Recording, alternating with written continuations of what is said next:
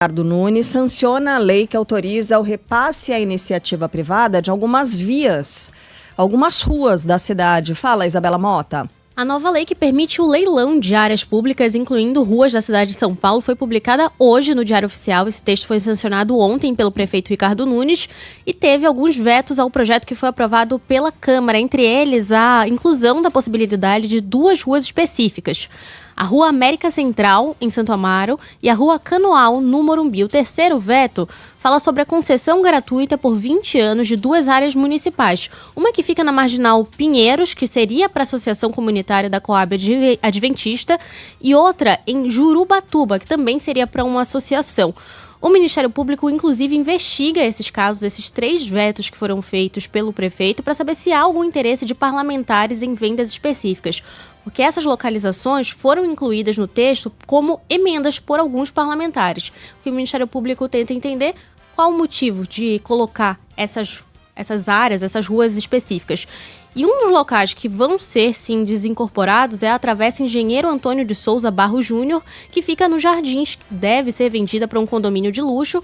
A prefeitura avalia que esse terreno deve render 25 milhões de reais e pode ser adquirido por uma construtora que já tem imóveis vizinhos. Mas no caso desse local, tem um interesse também do mesmo terreno ao governo do estado, que estuda a passagem ali das obras da linha 16 Violeta do metrô. O prefeito disse que essa abertura, essa venda vai ser feita em breve e que há a possibilidade, inclusive, tanto da compra pela construtora como a cessão ali para o governo do estado. E para explicar para o nosso ouvinte, não é que a prefeitura ali decidiu que vai vender agora a Avenida Paulista, Rebouças. Eles falam que está limitado a essas áreas que foram sancionadas e que não são mais usadas como área de tráfego. Elas acabaram com a mudança da urbanização, não tendo mais utilidade para passagem de pedestres, de carros. São transformadas ali com o que eles chamam como se fossem vielas. E por isso estariam vendendo somente essas áreas. Para explicar, tudo isso começou com uma daquelas vielinhas, né, daquelas vilazinhas que a gente tem aos montes em São Paulo, lá nos Jardins, que as incorporadoras foram comprando as casinhas, aí comprava, até que ou todas foram compradas ou aquelas que ficaram foram embora porque não fazia mais sentido morar ao lado daquele canteirão de obras cheio de poeira, e até o ponto de que a vilazinha já não tinha mais moradores. Então a vilazinha levava o nada ao lugar nenhum, virou uma rua sem saída em que nem fazia sentido você entrar, porque é uma rua que não ia dar para lugar nenhum e ninguém sairia porque lá ninguém mora. Era uma rua muito engraçada, não tinha casa, não tinha nada. Ou seja, perdeu seu interesse público. Venda-se, portanto, para uma grande incorporadora, né? Antigamente as incorporadoras levavam as casas da rua, agora levaram a rua também.